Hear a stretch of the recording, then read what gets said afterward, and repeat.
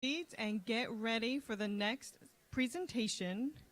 If you weren't here for the first session, I want to introduce myself as Douglas Payne, the Senior Coordinator for Alumni Education and Travel here at the GAA. I am so pleased to introduce to you our second speaker of the afternoon, Freddie Kiger. Freddie has over 40 years of teaching experience and has provided countless engaging and informative lectures over his more than 20-year partnership with the GAA. We hope you will enjoy this special lecture on Thomas Wolfe.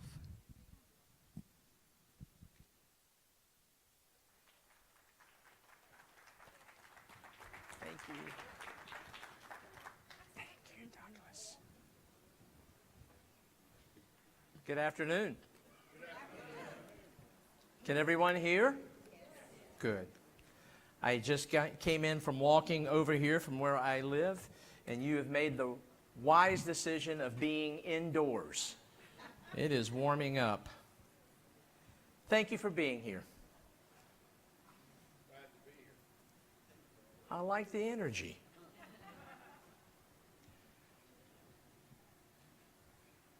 The university was a charming and unforgettable place.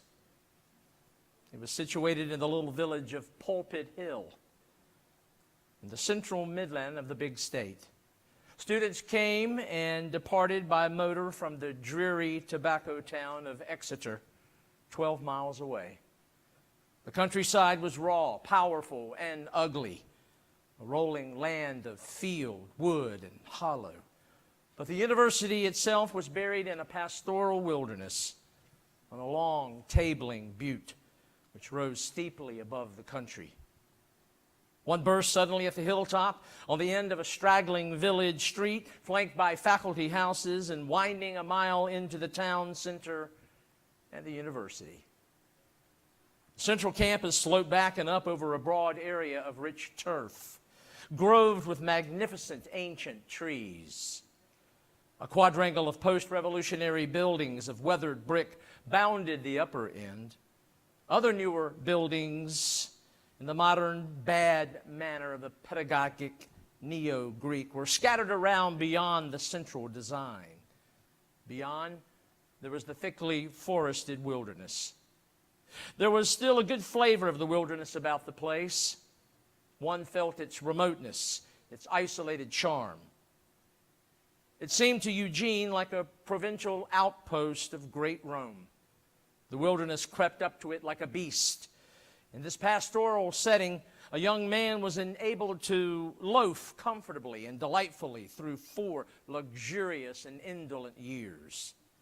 There was, God knows, seclusion enough for monastic scholarship, but the rare romantic quality of the atmosphere, the prodigal opulence of springtime, thick with flowers and drenched in a fragrant warmth of green shimmering light, quenched pretty thoroughly any incipient rash of bookishness. Instead, they loafed and invited their souls, or with great energy and enthusiasm promoted the affairs of glee clubs, athletic teams, class politics, fraternities, debating societies, and dramatic clubs. And they talked, always they talked, under the trees, against the ivied walls, assembled in their rooms, they talked. In limp sprawls, incessant, charming, empty Southern talk, they talked with a large, easy fluency about God, the devil, and philosophy. And they talked of the girls, politics, athletics, fraternities, and the girls. My God, how they talked.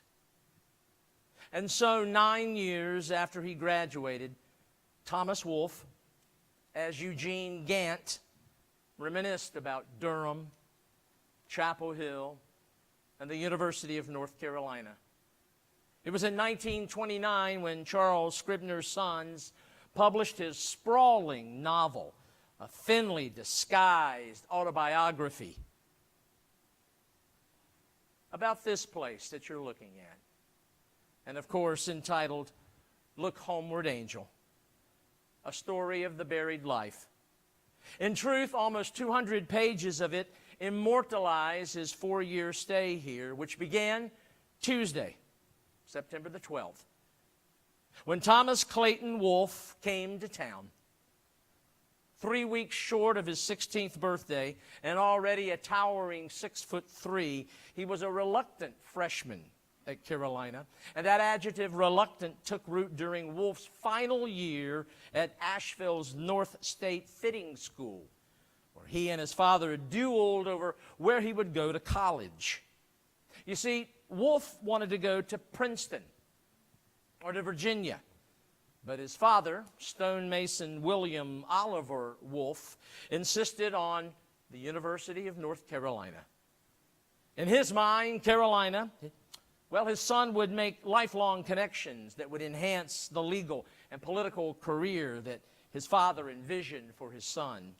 And furthermore, though a native Pennsylvanian, no son of his was going to patronize Virginia. As W.O. put it, nope, you're a North Carolinian and you'll go to North Carolina. Go to work if you don't go to North Carolina. His mother wisely advised Tom to give in to his father. As she put it, after all, son, Papa is going to pay for you, so take my advice. Go this year and it won't be hard to change next year. On the 10th of September, 1916, the 15-year-old Wolfe vented his frustration to his brother-in-law, Ralph Wheaton. He wrote, I arrived at my decision to attend our state university last Wednesday night. Perhaps I should say forced instead of arrived, for that was what it amounted to. For I held out for the University of Virginia in spite of my family's protests. But when no reply came from the University of Virginia, I consented to go to Carolina. Now, 2 days later, a letter did come from Virginia telling me to come on. However, it was too late. But nevertheless, Carolina is a good school, and perhaps everything is for the best. And so, as fate would have it, neatly attired in Biltmore homespun suit, he caught the early morning train from Asheville and arrived late afternoon in Durham. His brother-in-law, Ralph, who lived in Raleigh, drove him the 12 miles to Chapel Hill. On Cameron Avenue, Tom Wolfe was dropped off at a 3-story rooming house of widow Mattie Eva Hardy, an Asheville native whose place was only a block and a half from the west entrance in campus. His new universe looked something like this. Of course, there was Old East, Old West, Person, South Building, Girard, and Smith. And there was New East, New West, Old Memorial Hall, Alumni, and Carr. But since 1900, Mary Ann Smith Dormitory, or the Graduate Club, as it was called, was added in 1901. Then came Bynum Gymnasium and the Y Building, both in 1904. Next was completed Howell Hall in 1906. And in 1907, 3 additions: Hill Hall, Abernathy, and the new President's House. 1 year later, Old Davy, and in 1911, Caldwell. There were 2 new structures in 1912, Peabody, and the new dormitories, Battle, Vance, Pettigrew. Then was completed the student dining hall, Swain, in 1913. And just a year before Wolfe's arrival, Emerson Field in 1915. This was now Tom Wolfe's world. And nestled just to the north, the sleepy village of Chapel Hill, which numbered just over 2,000 people. To the north, east, and west of the university, the homes of faculty and townspeople, all of which nestled within the trees. Downtown, quite honestly, possessed little charm. Streets were unpaved. What business district there was mostly frame, and only 4 or 5 were student haunts. On the south side of Franklin Street was the post office. Many students had boxes there, and twice a day, students poured in, and when the mail arrived, of course they flooded in. Along Franklin, there was the Pickwick Theater, which provided the only real entertainment in town. Often the entertainment was extracurricular, as silent movies were interrupted by boisterous students and showers of thrown peanuts. On the north side of the street, there was Foister's. And right across from the Pickwick, there was Eubanks and Patterson's Brothers Drugstore. It was there students pitched pennies. They gambled and matched coins for chocolate-covered ice cream bars called Black Cows. Of course, there was a bank, a grocery, and clothing stores. Jitney operator C.S. Pendergraft, and previous to Pirates of the Caribbean, Jack Sparrow, ran touring cars 4 times a day to meet the trains that arrived in Durham. And all of this was policed by a force of one.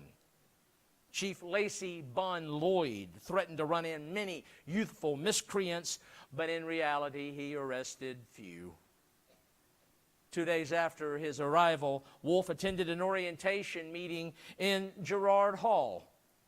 Cheerleader Cy Parker began the meeting with cheers. Junior class president Albert Coates explained the honor system. And senior Marion Ross extolled the virtues of the literary societies.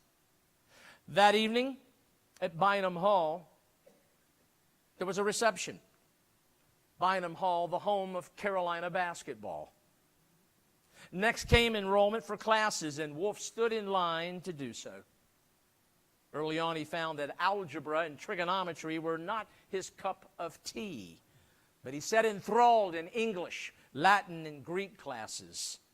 And for all his self-doubt, he attended compulsory chapel each morning. It was always in Girard Hall and promptly began at 10:30. After hymns and scriptures, there would be a speaker, and he heard from storied men like University President Edward Kidder Graham, Dean Marvin H. Stacy, and Professor Emeritus Kemp P. Battle. Acting on Marion Ross's advice to join a literary society, on September the 23rd, he and 37 other freshmen attended the Dialectic Society to gain membership. Composed of those from the western part of our state, they met appropriately in New East. New West. To the rustic Wolfe, the chamber was impressive. Comfortable chairs and an elegant rostrum for officers. Round the hall, portraits of those who had gone on to greatness. And on this particular evening, Professor Horace Williams of the Department of Philosophy spoke. Afterward, it was time for initiation. Each new member was to speak. And in good fun, a sophomore rose to offer parody of some heady matter, and the freshmen were to follow suit. Most connected with the tongue-in-cheek exercise. Thomas Wolfe did not. His speech rolled on for 22 minutes. And in drawing to a close, he pointed to the portrait of another Buncombe County native, the beloved Zebulon B. Vance. And as he did, Wolfe commented that he was pleased to be in such distinguished company, and then added, "I hope someday to see my picture on these walls." And to that remark, laughter filled the chamber. And that never did and would never sit well with sensitive Thomas Wolfe. Morganton's Sam Irvin was there and remembered the speech, thinking to himself that among those gathered, Wolfe would be the most unlikely to have his likeness adorn the chamber's walls. That humiliating moment and a few others during the first months burned within Wolfe. He even included it in Look Homeward, Angel. Remembering through his alter ego in the book Eugene Gant, he wrote, "Eugene's first year at the university was filled for him with loneliness, pain, failure. Within 3 weeks of his matriculation, he had been made the dupe of a half-dozen classic jokes. All ignorance of all campus tradition had been fully exploited. His gullibility was a byword. He was then the greenest of all green freshmen, past and present. And then to add fodder for all those who enjoyed picking on him, there was his physical characteristics. He was a gangly 6'3", still growing, and weighed about 130 pounds. He had large hands, enormous feet, unruly brown hair, and an unusually small head. Like other students, he wore a jacket and tie, but his trousers were high waters, and his coat sleeve stopped far short of his wrists. Undaunted, 9 days later, he and 36 other freshmen organized the Freshman Debating Club, and he was elected vice president. Despite the fact he lamented his freshman year in Look Homeward, Angel, it was not as bad as he made it out to be. His Asheville friends helped him ease into the mainstream of campus life. And in November of 1916, he left Miss Hardy's boarding house for a place somewhere, we believe, on West Franklin. For meals, he, like most others, dined in Swain Hall, which seated about 600, each paying $12.50 a month for meals. Nicknamed Swine Hall by the students, you will not be surprised their table manners often went the way of the dinosaur, turning the dining experience into an arena of raucous shouting and biscuit throwing. Now, when Thanksgiving rolled around, Wolfe's freshman year, his father, back in Asheville, worried that his son might be homesick. Not even close. Instead, Wolfe decided to follow the Tar Heel football team to Richmond for the annual Thanksgiving Day tilt against its bitter rival, Virginia. With friends, he made his way to Carborough and caught the special train, which pulled out Wednesday morning at 9:30. Round trip to and from Richmond, $3. On board, coaches, the team, faculty, students, and even custodians excitedly made their way northward. A scrub on the team borrowed Wolfe's new overcoat, and in return, he wore the scrub's, as he put it, old sweater which had a big NC on it. Wolfe said he wore it bursting with pride. On that Thanksgiving Day in 1916, Carolina made a Bill Folger touchdown run stand, and for the first time since 1905, Carolina was victorious by the score 7-0. A celebratory dance snaked its way across the field, filled with Carolina students, and in Wolfe's own words, was the sensation of the day. All returned bleary-eyed, but the celebrating wasn't over. President Graham and Coach T.J. Campbell made remarks in Girard Hall. And with the band and football team piled into 2 wagons, there was a torchlight parade. And the procession made its way to Emerson Field, where around a bonfire spiked with 15 gallons of oil, Tar Heels, again in Wolfe's words, danced until they could dance no more and roared out cheers until every throat was in shreds. Thomas Wolfe never forgot that night, and 3 years later even wrote an essay about the experience. He entitled it, "Ye Who Have Been There Only Know."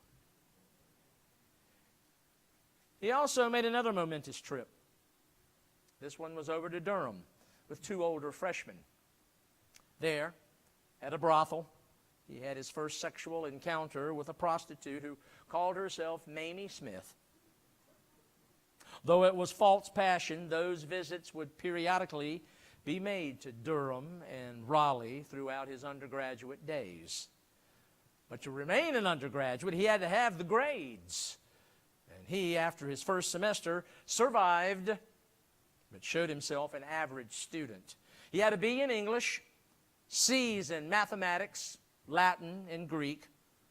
He moved again, this time with 3 mates from Asheville, and all crowded into a cottage owned by Kemp Battle. Located just beyond the Arboretum and just off the eastern boundary of campus, Wolfe thought it, again his words, the perfect balance between solitude and society. If he wanted a hot shower, however, he had to head to Bynum Gymnasium. His 3 cottage mates remembered that on Fridays, Wolfe would return from the library with arms filled with books. One of his roommates, James Howell, thought Wolfe's height made him a candidate for the cross-country or track team. And Wolfe gave it a try. But after a few practices, that ended. He confined his athletic participation to baseball tossing and horseshoes. The social animal that he was, well, he loved something the Die Society initiated, informal smokers' bull sessions. Every seat in the chamber would be filled, jokes shared, stories swapped, and sandwiches, punch, cigarettes, and cigars in plenty. Remembering one, Wolfe wrote, Sam Irvin recited some choice bits of his delightful poetry. Though Wolfe enjoyed the literary society, he still rankled with anyone who brought up his, I hope my portrait will one day hang in the Die. He just didn't take criticism very well. Even the gentlest prick got under his skin, and that was later conveyed in Look Homeward, Angel.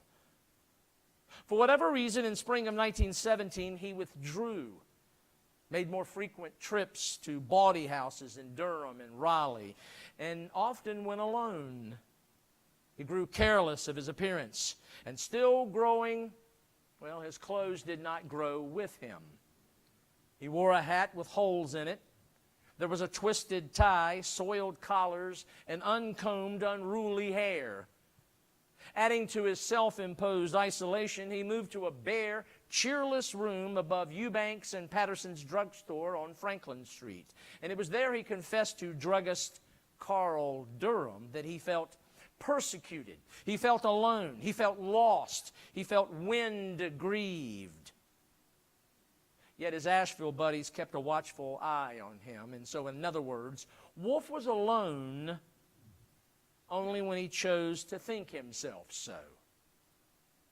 In late April of his freshman year, he was among 20 nominated by the Athletic Council to become one of 10 associate editors of the Tar Heel. He submitted copy for inspection, but sadly did not make the cut. Yet for the occasional disappointments and self-prescribed loneliness, he, like so many before and after, perhaps even some of you, found a home at Carolina. Though it took a full academic year to find his identity, he began to open himself to all this new world offered. His favorite class and professor his freshman year was this man, Greek professor William Stanley, nicknamed Bully Bernard. 49 years of age and from eastern North Carolina, he was pugnacious, quick-tempered, sharply critical, and did not suffer fools gladly. And yet students, though a bit frightened of him, loved his passion. A bachelor with Prince Nez glasses hanging at the tip of his nose and stylish cufflinks constantly visible, he moved rapidly about the classroom. Always in one hand, a piece of chalk. And if a student's answer was without thought, that piece of chalk became a projectile. And while executing and exacting in class, his blend of wit and cynicism won him a following. Indeed, Wolfe wrote of his, quote, stern charm and the fierce sword of his tongue. Another reason for his popularity was his involvement in campus activities. You see, Bernard directed plays, he advised debaters, he attended literary society meetings, spoke at chapel, taught Sunday school, and always seemed to make time for a student. Wolfe sought his advice when he debated, and from him he came to understand form, control, restraint in writing. He took as his own the Greeks' perception of beauty and humanity, and their perception of beauty in the commonplace. He adopted as his own Greek words and made use of their flowing and rhythmic sentences. 2 semesters complete, he headed back to Asheville, where during the summer he brought up Princeton again, but once again lost out to that battle with his father, who, after all, was footing the bill. In mid-August, he, with tongue-in-cheek, wrote his freshman English professor, Holly Hanford, that if he went to Princeton, he supposed poor old UNC will in time manage to lift its drooping head and bear up under the loss. Yet by the 13th of September, he was back in Chapel Hill and found the campus essentially a military encampment. As this country drifted toward war in Europe, many of Wolfe's friends enlisted. On campus, football was even dropped. A wounded Canadian Army captain and 2 assistants were in charge of 4 student-comprised companies. Though Wolfe was too young to enlist, he was required to attend 5 hours of military lectures a week. In Battle Park, he helped dig a series of trenches, which were used for training. He was in University 1st Platoon, Company C. While war fever infected the student body, he and those still too young maintained as best they could student routine. As he wrote, "Our lives moved to the tolling of the great bell in South Building."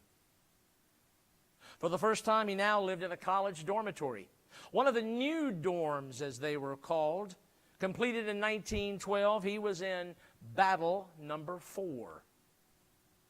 It cost $10 a month, and that was steeper than where he had been as a freshman, but he had hot water. He and 2 others shared a suite of rooms on the southeast corner. New room, new roommates, and a more mature Wolfe. Well, except for a brush with the student council. He and 2 others took 2 freshmen to hunt cedar birds in the nearby woods. You would know it today as snipe hunting. And they were fortunate to escape discipline.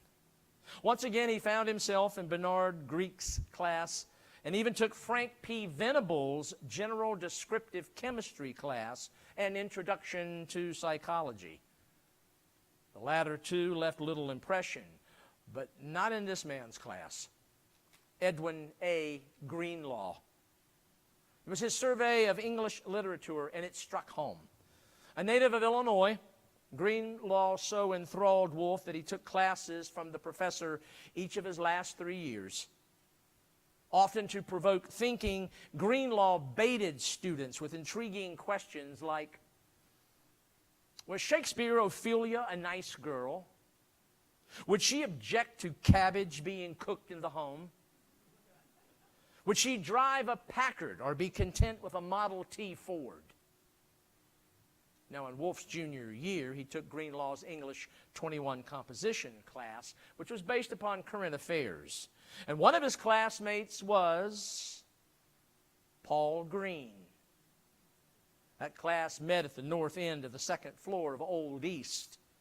And the following scene was repeated over and over.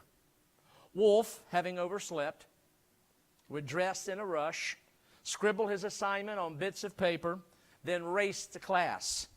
Greenlaw, having begun class, would hear pounding footsteps, the door would burst open, and Wolfe, without pencil or his textbook, would rush to his seat. There would be a pregnant pause in Greenlaw's delivery. Then, inevitably, Brother Wolfe, we welcome you. Will you read the burning words you have written for us?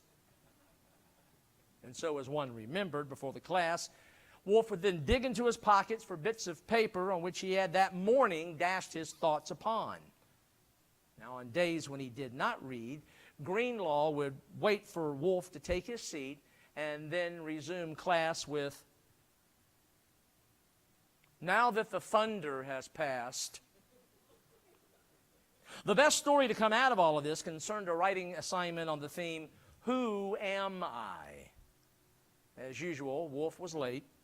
He stood in the doorway with all eyes on him, then from behind his back produced a cylinder of toilet paper and rolled it across the floor, explaining that it was all he had to use for writing material the night before. The class roared with laughter, and Greenlaw told him to go ahead and read it. But some 12 paragraphs in, Greenlaw interrupted. Mr. Wolfe, all I can say is, by God, it's written on the right kind of paper.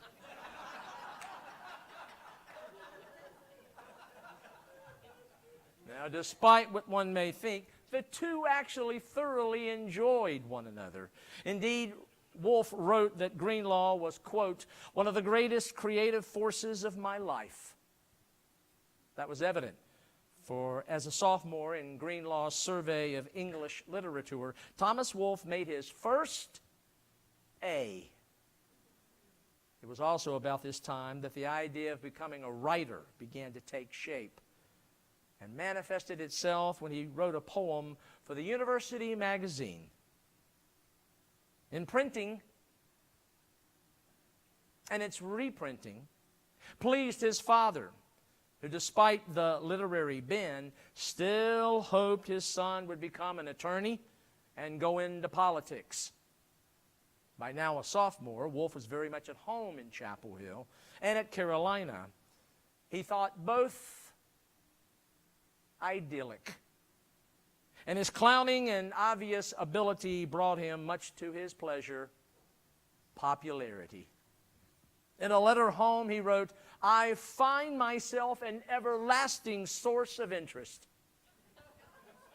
Sounds egotistical, Mother, doesn't it? But college life does more things for one than I would ever have dreamed. And yet, despite this oft-used photo, he remained a slob. Curly, unmanageable hair, often in borrowed shirt, coat, and trousers. He thought himself, quote, the unwashed genius. In March of 1918, he had another poem, and his first work of fiction published in the university magazine. The poem was entitled The Challenge, and it brought him a sudden burst of fame. It was a patriotic piece, favorably reviewed, and those reviews were included in the Durham newspaper. And on April the 5th, 1918, the Asheville Citizen not only reprinted the review, but included the entire 6-stanza poem. His father beamed. That spring of 1918, Thomas Wolfe plunged into student life and activities as if there were no tomorrow. And that was evident when he was initiated into Pi Kappa Phi fraternity. But he wanted more. Incredibly dressed to the nines, he attended Easter dances, joined the literary fraternity Sigma Upsilon and Omega Delta, whose stated purpose was the promotion and stimulation of the aesthetic and intellectual side of college life. That translated into those committed to writing and the production of plays. And he wasn't done. He was appointed an associate editor of the Yakety Yak, and on the 15th of May was elected class poet. 2 days later, he was named one of the 2 assistant editors of the Tar Heel. And all this activity found its way into Look Homeward, Angel. Wolfe, again, as Eugene Gant wrote, quote, he began to join. He joined everything. He never belonged to any group before, but now all groups were beckoning him. He had much without trouble won a place for himself on the staff of the college paper and the magazine. A small beginning trickle of distinctions widened into a gushet. It began to sprinkle, then it rained. He was initiated into literary fraternities, dramatic fraternities, theatrical fraternities, speaking fraternities, journalistic fraternities, and in the spring into a social fraternity. He joined enthusiastically, submitted with fanatical glee to the barred mauling of the initiations, and went about lame and sore, more pleased than a child or a savage, with colored ribbons in his coat lapel and a waistcoat plastered with pins, badges, symbols, and Greek printing. He was having a good time. And yet, again, despite his literary calling, his father still harbored hopes that his son Thomas would, down the road, be an attorney and then would become governor of the state of North Carolina. This was his father's business. Stone cutting shop at 22 South Court Street in Pack Square, Asheville. Now, while Tom found himself in his sophomore year at Carolina, his father found himself for a second time at Johns Hopkins Hospital, where he was battling prostate cancer. The rising junior spent the summer of 18 in Norfolk, where he worked at odd jobs. One of those was carpentering. He bought some tools, reported to work July the 7th, and he lasted one day. When the foreman realized Wolfe may have tools, but he had no skill. By now, with America's active involvement in World War I, UNC did not even open until September the 26th. Back in Chapel Hill, President Graham welcomed the some 1,100 students in what was now called the Armory, formerly Memorial Hall. Graham announced the semester system had been replaced by the quarter system. The study of German had been abolished, and only an improvised football season would be played. With the war on everyone's mind, UNC was again, essentially a camp. Dormitories were called barracks, and the university had been converted into a unit of the Student Army Training Corps, the SATC. Victory gardens were planted behind Peabody Hall, and when not drilling or in class, student cadets policed the village and the campus grounds. Much to Wolfe's chagrin, Wolfe's age still kept him out of the SATC. But he was numbered in the University Battalion, which was a catch-all phrase for all those rejected or ineligible. It was the start of his junior year, and he shared a room in the 3-story Pickard Hotel. If you went to the Pickard Hotel site today, you would be in Graham Memorial. He and a medical student from Statesville shared a dark attic room which had a gabled window that looked out on Franklin Street. In its parlor there was a piano, card tables, and students gathered there before and after meals, and always Tom Wolfe was in the center ring entertaining one and all. Their friends remembered that he smoked cigarettes, and when doing so gave the impression he was eating them. His 2 fingers in the cigarette he held entered his mouth seemingly at the same time. Also by this time, he was actively involved in the Tar Heel. He wrote editorials and most of the copy. However, in mid-October, disturbing news brought his activities to standstill. His brother Ben came down with the influenza that was sweeping the nation. And it took his brother October the 19th, 1918. His brother's passing affected Tom greatly. In fact, Wolfe later wrote, "The Asheville I knew died for me when Ben died. I have never forgotten him, and I never shall. I think that his death affected me more than any other event in my life." His brother's death provided perhaps one of the most provocative passages in Look Homeward, Angel. Wolfe wrote, "We can believe in the nothingness of life. We can believe in the nothingness of death and of life after death. But who can believe in the nothingness of Ben?" And to add to his grief, Tom was visibly shaken when he witnessed his father's deteriorating condition. He wrote of the debilitating cancer which robbed W.O. of his life force. He wrote, "The impending doom, like watchers were we on a city wall, but the enemy comes from behind. Who will be next?" Indeed, it came from an unexpected quarter when a week after his brother Ben died, UNC President Edward Kidder Graham died of the same influenza. The loss of this idolized man dropped a dark veil across campus. And sadly, incredibly, 3 months later, the man who assumed Graham's role, Marvin H. Stacy, was also dead of influenza at the age of 41. Reeling, Wolfe tried to stay busy, and he succeeded. He committed himself in reviving the membership and reputation of the Dye Society. He and a man that belonged with him in that organization, Luther H. Hodges, lobbied for a female representative on the editorial board of the Yakety Yak, but they did so unsuccessfully. And then another blow. Though it may sound strange to us today, to his and other students' great disappointment, World War I ended. They missed what they believed was the potential for great adventure. As he put it, war was glorious and magnificent, and that it offered us 1,000 chances for glory, adventure, and joy.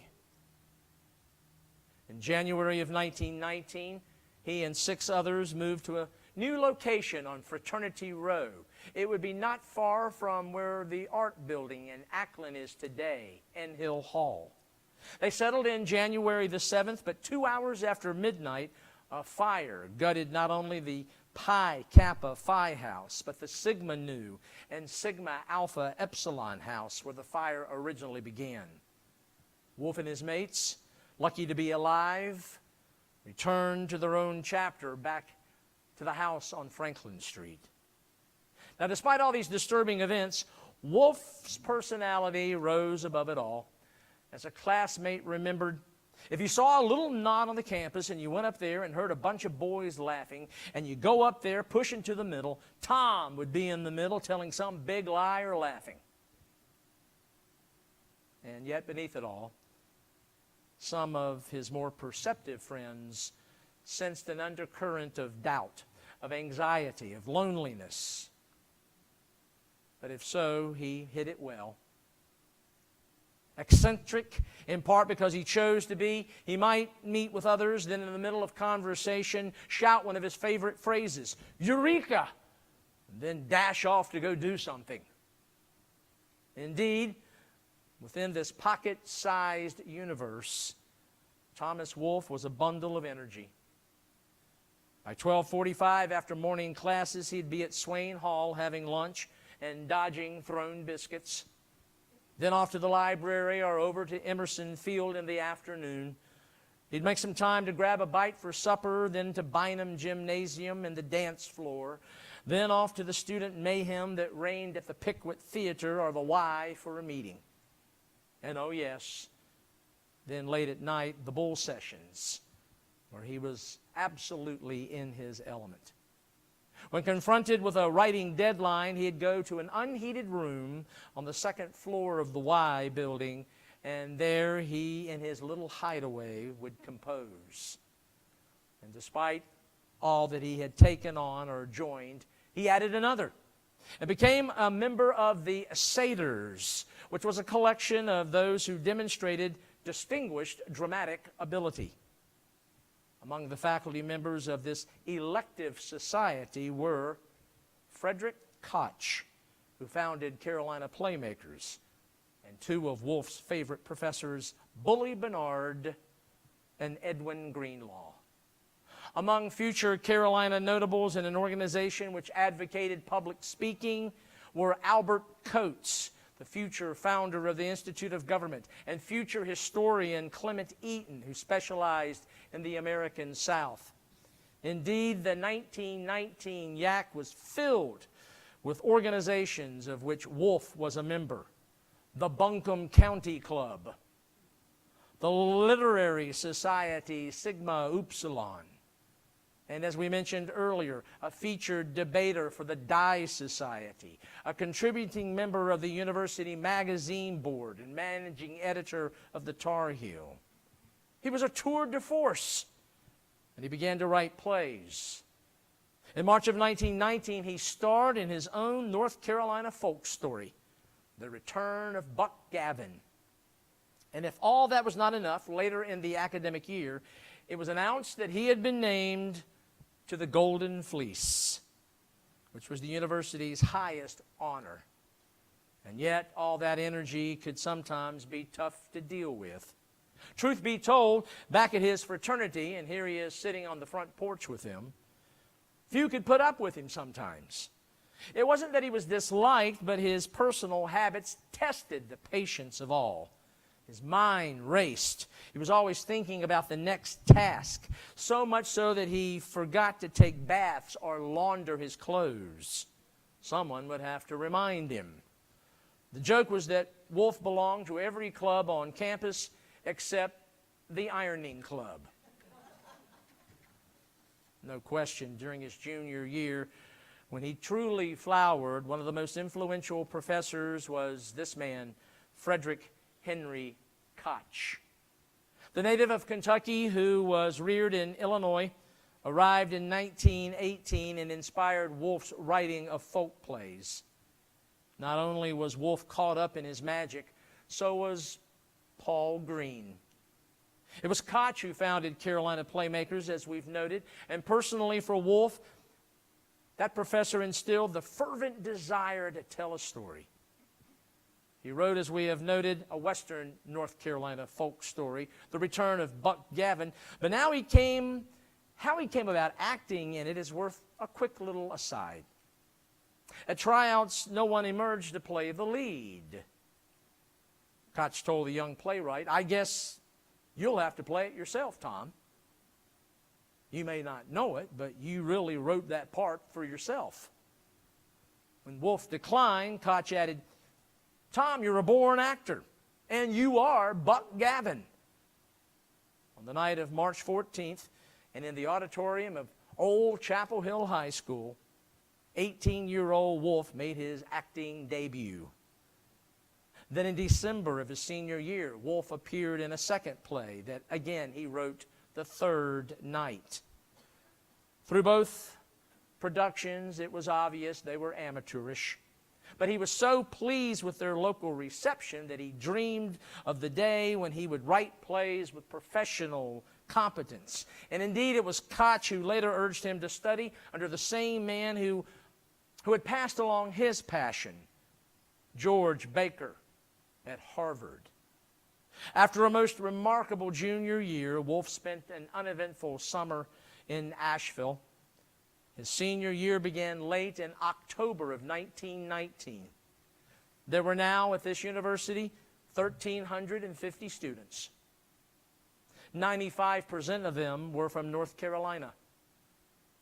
Of 41 women on campus, 3 studied law, 3 studied medicine, and 1 pursued electrical engineering. For Wolfe's senior year, there was a new UNC president, Harry Wordburn Chase. It was he who assembled the student body the 2nd of October in Girard Hall, where speeches were made. And among them, the dean of students, Frank Porter Graham, and Thomas Wolfe himself. He lauded campus publications. He invited participation. No question, he was in his element. He was the editor of the Tar Heel, and most of his classes were taught by now by friends. Koch in advanced playwriting, Greenlaw in English Renaissance, and Horace Williams in logic. Wolfe took some journalism classes.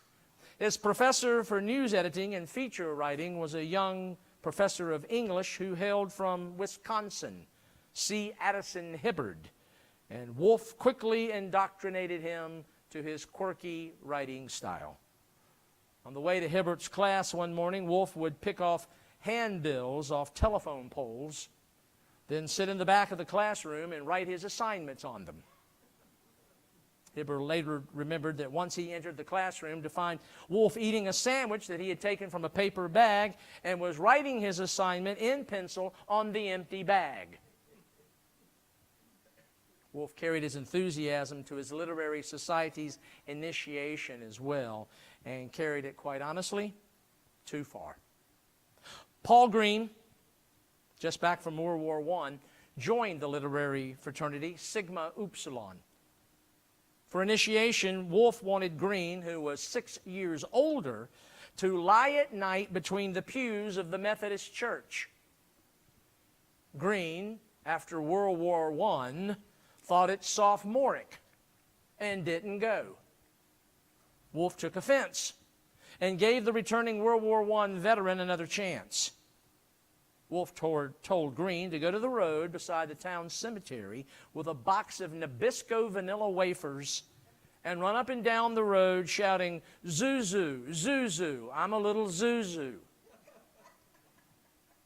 Green decided he'd go through with it. But as he did, Wolfe and several others jumped from behind tombstones with long paddles and began to pepper him with blows. Green remembered that in a low voice he asked not to be hit anymore, but that only seemed to ignite Wolfe's passion to hit him even harder. Green said later, "For a while, I hated Tom Wolfe." In a more positive light, Wolfe attended meetings of the Buncombe County Club, the YMCA Cabinet, the Athletic Council, the Dye Society, where there he held court. He wrote humorous and tongue-in-cheek stories in the campus humor magazine, the Carolina Tar Baby. He edited and wrote most of the copy for the Tar Heel, and in that role he often made his way to Durham to the Seaman Printery, where the paper was published and printed. But sometimes he would have to wait in line for the Trinity College Chronicle. And like a good Tar Heel, Wolfe would ask the printers to put aside the chronic ill, for, quote, it wasn't worth printing anyway. He delighted in writing about the UNC-Virginia game that Thanksgiving, which after a 2-year hiatus was played for the very first time in Chapel Hill. After the Carolina 6-0 win, Wolfe wrote that Virginia, quote, fought fiercely and died gamely. The win gave him an excuse to reprint, "Ye who have been there only know." That piece foreshadowed two themes in Wolfe's later writings: exuberance and nostalgia. In January, he changed rooms for the last time. He moved across Franklin Street to the University Inn, a ramshackle, tree-shaded wooden structure. Though food was provided, he still entertained at his prescribed seat at the head of a table in Swain Hall. At UNC, his evolution had been quite remarkable. He came to Chapel Hill with so many demons and doubts. He first suffered embarrassment, humiliation. But now, a senior, he was truly a big man on campus.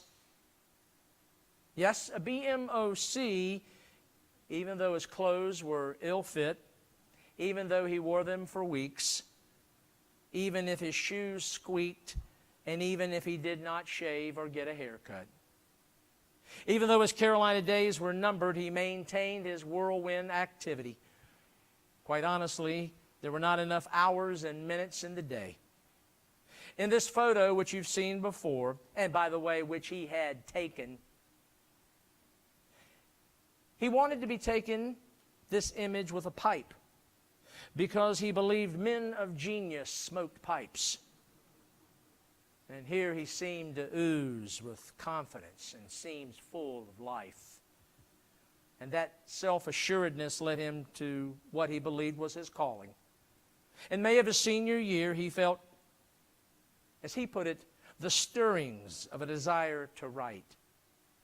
That desire had been stoked here in Chapel Hill. To him, this place was a kind of magic door, a kind of magic key to the great material rewards of place and money.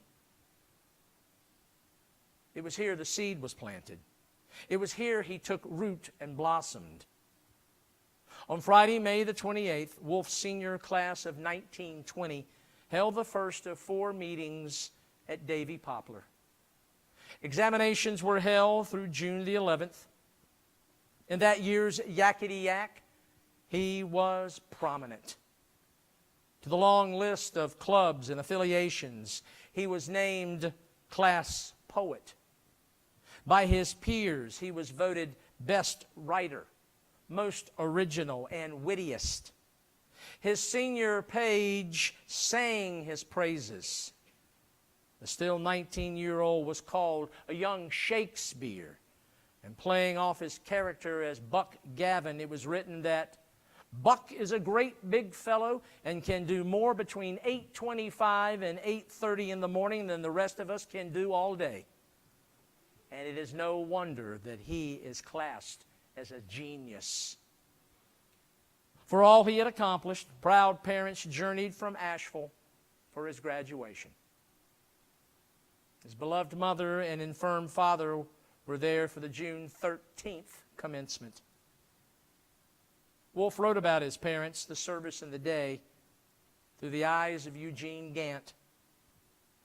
From Look Homeward, Angel, the following passage. Gant and Eliza came to his graduation. He found them lodging in the town. It was early June, but green, hot, fiercely, and voluptuously southern. The campus was a green oven. The old grads went about its greasy pairs. The cool, pretty girls who never sweated came in to see their young men graduate and to dance. And the mamas and papas were shown about dumbly and shyly. College was charming, half deserted. Most of the students, except the graduating class, had departed. The air was charged with the fresh, sensual heat, the deep green shimmer of heavy leafage, 1,000 spermy earth and flower scents. The young men were touched with sadness, with groping excitement, with glory. At 5:30 that Sunday afternoon under Davy's poplar, his mother and father listened to his reading of the class poem entitled 1920 Says a Few Words to Carolina. Wolfe looked ahead to the days when the class members would, in his words, think again of this night here and of these old brown walls and white old well and of South with bells' deep booming tone. They'll think again of Chapel Hill and thinking. And the last line so ironic to what he would later write, come back home again.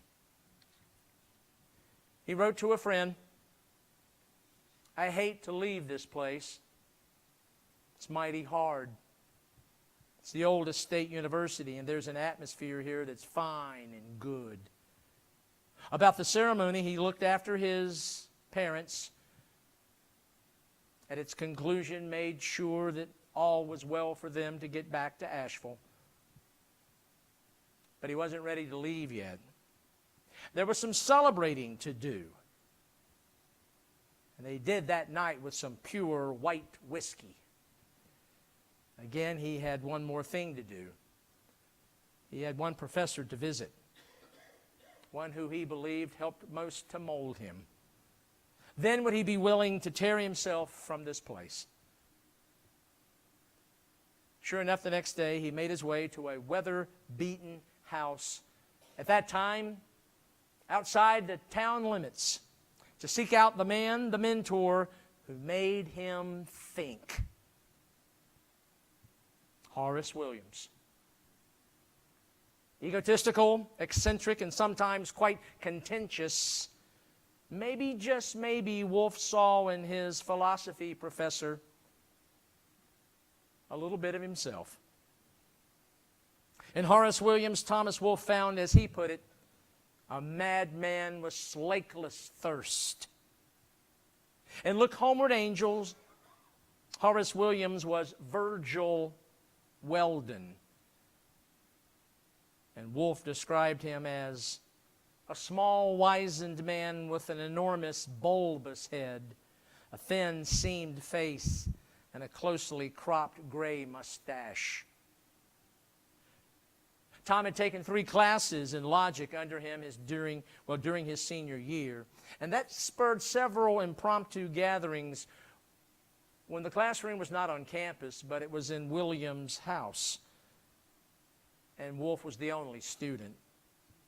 About him, Wolfe wrote, "One of the great spirits of the age unfolding quietly in a village. He had in him a touch of fire." And look homeward, angel, Wolfe waxed eloquent of their last 101, their last time chatting with one another under the ancient trees of the homestead. His last meeting, his farewell to Chapel Hill in Carolina, he wrote, "The old man was charming, confidential, full of wise intimacy, gentle humor. They sat beneath the great tree of his yard and drank iced tea. Eugene was thinking of California, Peru, Asia, Alaska, Europe, Africa, China. But he, Weldon, mentioned Harvard. For him, it was not the name of a university. It was a rich magic wealth, elegance, joy, proud loneliness, rich books and golden browsing. It was an enchanted name like Cairo and Damascus. And he felt somehow that it gave a reason, a goal of profit to his wild ecstasy. "Yes," said Virgil Weldon approvingly, "it's the place for you, Mr. Gant. Doesn't matter about the others. They're ready now. But a mind like yours must not be pulled green. You must give it a chance to ripen. There you will find yourself."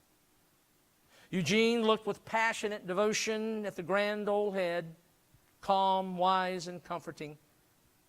In a moment of vision, he saw that for him, here was the last of the heroes, the last of those giants to whom we give the faith of our youth, believing like children that the riddle of our lives may be solved by their quiet judgment. "To me, you were above good, above truth, above righteousness. Whatever you did was by its doing right. And now I leave you throned in memory. You will see my dark face burning on your bench no more. The memory of me will grow mixed and broken. New boys will come to win your favor and your praise. But you, forever fixed, unfading, bright, my Lord." Eugene leaped suddenly to his feet, grasped the lean hand tightly in his own, and blurted, "I shall never forget you." Then turning, he plunged off blindly down the path. In September of 1920, Thomas Wolfe entered the Graduate School of Arts and Sciences in Harvard. He wrote and taught, but it frustrated him because he wanted time to write, and most of it was spent correcting papers. Making up for what he believed Asheville and its encircling mountains had done to him, cut him off from the outside world, he made 3 trips to Europe. On March the 31st, 1928, he completed a massive manuscript entitled "O Lost." Submitted to Charles Scribner's Sons, he made yet a 4th trip across the Atlantic. And it was there, while he was in Munich, he received a letter from Maxwell Perkins, legendary editor for Scribner's. Perkins asked him to return to New York to discuss O Lost. Wolfe was ecstatic. After all, Perkins was the man who had discovered F. Scott Fitzgerald, Ernest Hemingway. And yet when they met, January the 2nd, 1929, never had Perkins met anyone quite like Thomas Wolfe. The writer, 21 years of age, was leaning against the door jamb to Perkins' office, and in Perkins' own words, I looked up and saw his wild hair and bright countenance, and I thought of Shelley. Contract signed January the 9th. Together, they began the Herculean task of editing 1,114 pages and over 330,000 words. Eventually, after 147 cuts and net reduction of 90,000 words, O Lost was published as Look Homeward Angel, the story of the buried life. As we've mentioned, the work was essentially an autobiographical novel about Wolfe's coming of age. Within, there are more than 200 characters, and despite the changing of names for people and places, few would be fooled by Wolfe's literary camouflage. And that would not only displease, but enrage many in his hometown who caught the brunt of Wolfe's youthful frustrations, his angst and anger created by the isolation that he believed Asheville, or in the book Altamont, and its mountainous walls had created for him. Released October the 18th, 1929, reviewers were dazzled. And yet he had only 8 more years to live. The very disease he feared all of his days, TB, cut him down long before his time. Thomas Clayton Wolfe died in the same hospital that treated his father, Johns Hopkins, from tuberculosis of the brain. He passed September the 15th, 1938, 18 days short of his 38th birthday.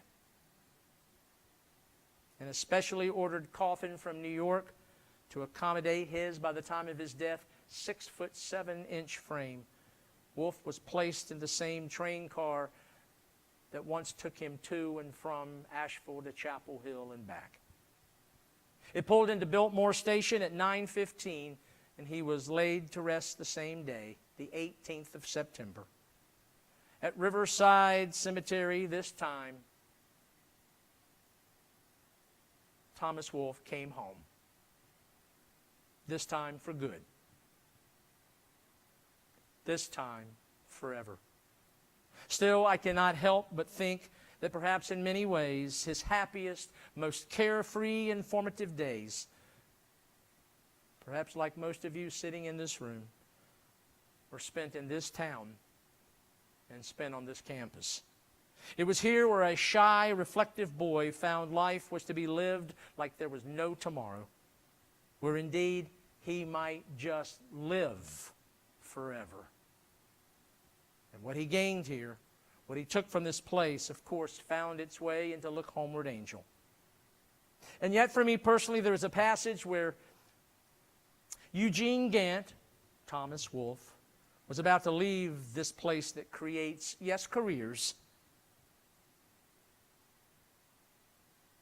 but more importantly, memories. His words capture what so many have felt when finally it hit perhaps each one of us that we were about to graduate and something in life was about to be left behind that could never again be truly relived. If the memories would be dear, but alas, memories are just that. Memories. Snapshots from the past, accompanied by wistful smiles, a shake of the head, or perhaps a sigh. In the following passage, Wolfe captured much of what I just made mention. Eugene still loitered, although his baggage had been packed for days. With a desperate pain, he faced departure from that Arcadian wilderness where he had known so much joy. At night, he roamed the deserted campus, talking quietly until morning with a handful of students who lingered strangely as he did among the ghostly buildings, among the phantoms of lost boys. He could not face a final departure. He said he would return early in autumn for a few days and at least once a year thereafter. Then one hot morning, on sudden impulse, he left. As the car that was taking him to Exeter roared down the winding street under the green leafness of June, he heard as from the sea depth of a dream, far faint, the mellow booming of the campus bell. And suddenly it seemed to him that all the beaten walks were thudding with footfalls of lost boys, himself among them, running for class. Then as he listened, the far bell died away, and the phantom runners thudded into oblivion. Soon the car roared by Virgil Weldon's house, and as he passed, he saw the old man sitting below his tree. Eugene stood up in the car and waved his long arm in a gesture of farewell. "Goodbye," he cried, "goodbye." The old man stood up with a quiet salute of parting, slow, calm, eloquently tender. Then even while Eugene stood looking back upon the street, the car roared up across the lip of the hill and dove steeply down into the hot, parched countryside below. But as the last and lost whirl faded from his sight, Eugene gave a great cry of pain and sadness, for he knew that the elfin door had closed behind him, and he would never come back again. Wolfe, I truly believe, in that passage, in that instant, captured what everyone in this room felt when we too realized that it was finally time to leave this place. With graduation, we left behind sprawling and limitless youth, and armed with a degree that required thousands of answers, each of us headed out into a world with thousands of questions. Yes, Thomas Wolfe left Chapel Hill behind, but he carried for the rest of his days memories made here at this university, just like you.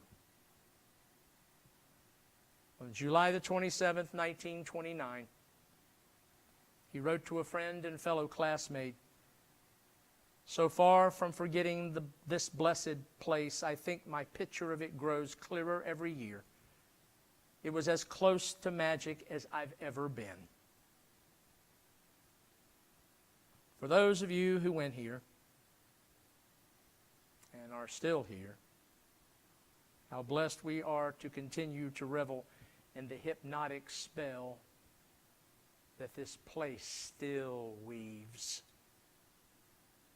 In 1934, You Can Never Go Home Again was first published. 6 years later, it was re-released. Today, the fact that you're here in this room for this occasion, for the activities, your attendance, well,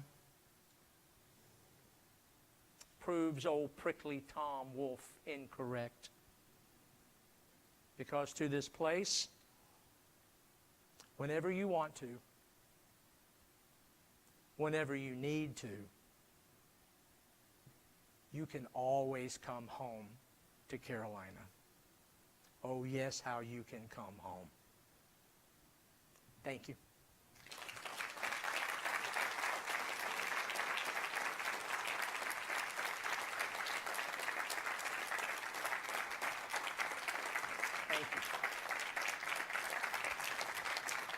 Thank you.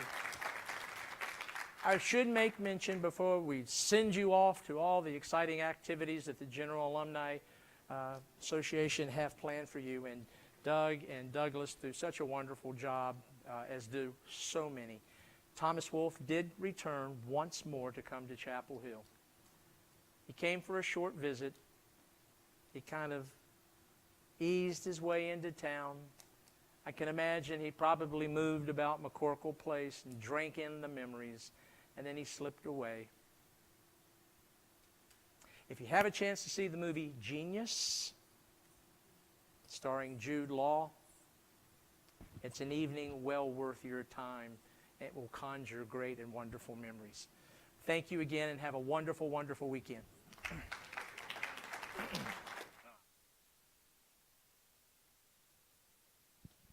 The next planned activity is going to be the Class of 68 group photo. That's back over at the George Watts Hill Alumni Association. If you follow the feet backwards, you'll find it.